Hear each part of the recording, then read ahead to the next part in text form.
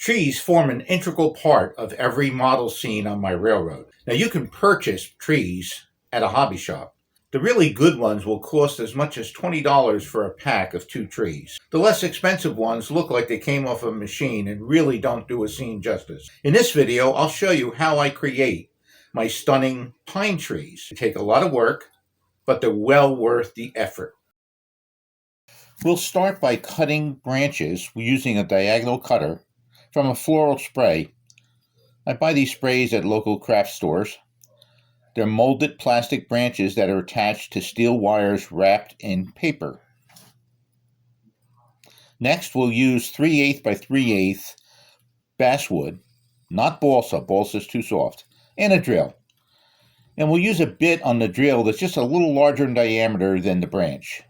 We'll use the pliers to hold the trunk while we drill a hole about 1/8 to 3/16 of an inch deep in the end of the trunk. A top branch will fit into that hole. Next, we'll use a knife, and always cut away from your fingers, to shape off the square corners of the 3/8 basswood. We're forming a conical tapered trunk. We'll then use a file to further shape the trunk. This also creates a textured surface that looks like bark. We'll clean the scraps out of the way here now. And the first thing we're going to do is use a small fixture with a clothespin to hold the trunk in place. This is the most critical part of the assembly. I take a small bottle cap with a hole in it and place it over the trunk. You'll see what that's going to do in just a second. Now I'll use a little jar lid with a slight amount of glue. You don't need a lot. This is a small tree. We'll take another one of those small branches we cut off the end of the sprays, and we'll slide that into the hole we drilled at the end of the basswood trunk.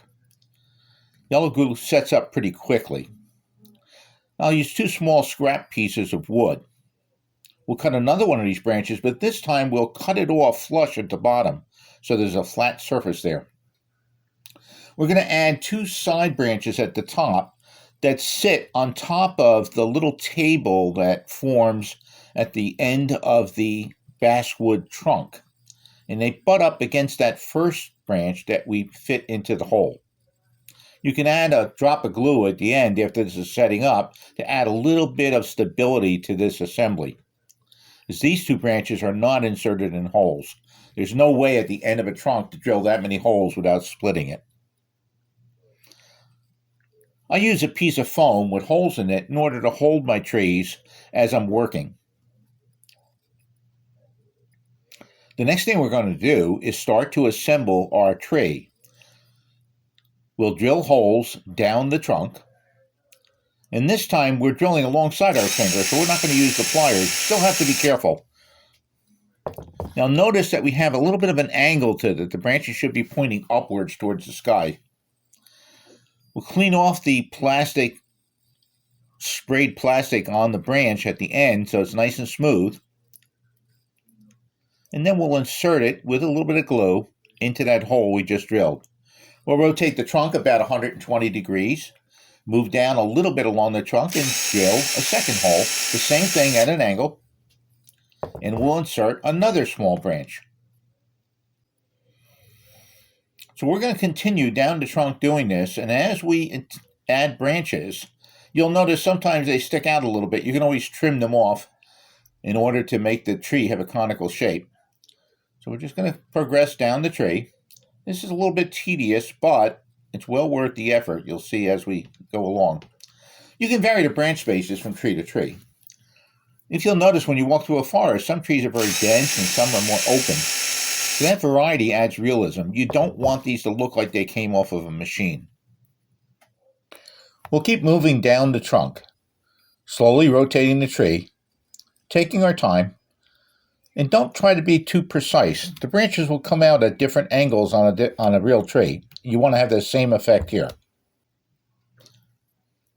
So we're going to stop at this point with this many branches on this tree because it's going to make it easier to see what we're doing when we're painting the trunk. You should also make trees at different heights and sometimes use larger branches or shorter branches because some trees are fatter than others, kind of like Abbott and Costello in the movies.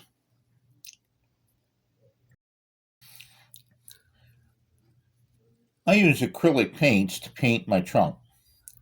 And typically, I'll use a little bit of burnt umber and a little bit of raw umber.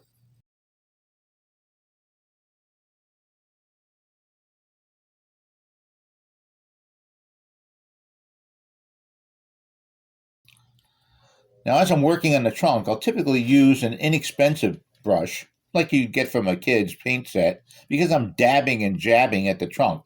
And you would destroy a good art brush pretty quickly using this technique. But it works great for filling the trunk. You'll notice also that at the base of each branch, we make sure we add quite a bit of paint and we flow that paint out onto the branch because the branch should actually be the color of the trunk. The extra paint also adds extra structural integrity to the tree. You'll constantly rotate the tree around to make sure that you have that color working properly. I'll use the artist brush with the longer bristles to do some final touch-ups on the trunk. You want to vary the color, use patches of color, make sure to touch up any spots that look white. Those will stand out like a sore thumb when you're looking at a tree. When we get done, we'll have a tree that looks like this. Now, we can always take a little bit of light paint and spray the tree on the top.